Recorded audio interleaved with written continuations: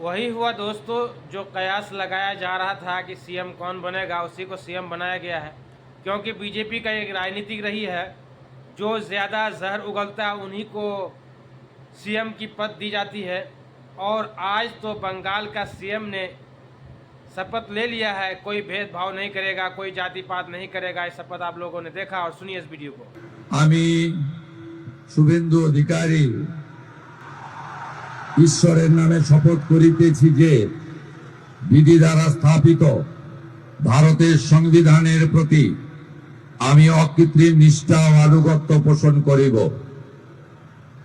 আমি ভারতের সার্বভৌমত্ব ও অখণ্ডতা রক্ষা করিব।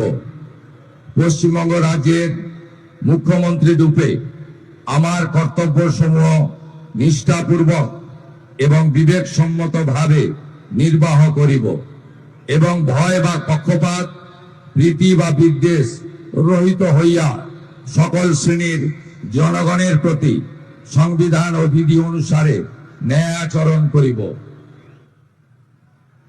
আমি শুভেন্দু অধিকারী ঈশ্বরের নামে শপথ করিতেছি যে পশ্চিমবঙ্গ রাজ্যের মুখ্যমন্ত্রী রূপে যে কোনো বিষয় যাহা আমার বিবেচনার জন্য আনিত হইবে বা আমি জ্ঞাত হইব, তাহা মুখ্যমন্ত্রী রূপে আমার কর্তব্য সমূহের যথাযথ নির্বাহের জন্য যেরূপ আবশ্যক হইতে পারে তদ্গতিকে আমি প্রত্যক্ষ বা পরোক্ষভাবে কোনো ব্যক্তি বা ব্যক্তিগণের নিকট জ্ঞাপন করিব না বা প্রকাশ করিব না।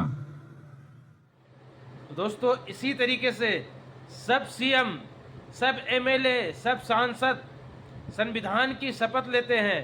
जब शपथ लेने के बाद 24 घंटा भी नहीं बीतता है, गुजरता है, बस वो अपने रंग पे आना शुरू हो जाते हैं। ये वो भूल जाते हैं कि हमने संविधान की शपथ ली है, हम किसी का भेदभाव का शपथ लिए थे कि किसी के साथ भेदभाव नहीं करेंगे, कोई जात पात नहीं करेंगे। और इनका वीडियो कुछ दिन पहले वायरल हुआ था कि हमको तो हिंदुओं ने वोट किया है, हम हिंदुओं के लिए काम करेंगे। आज ये सीएम बना है, पूरे राज्य का सीएम बना है, पूरे बंगाल का सीएम बना है और इन्होंने शपथ भी ली है कि हम कोई भेदभाव नहीं करेंगे। तो आगे देखते हैं क्या करता है, कुछ दिन में पता चल जाएगा कि इन्होंने संविधान की शपथ ली है या झूठी शपथ खाई थी। वीडियो को दबाकर शेयर कीजिए मेरे दोस्तों।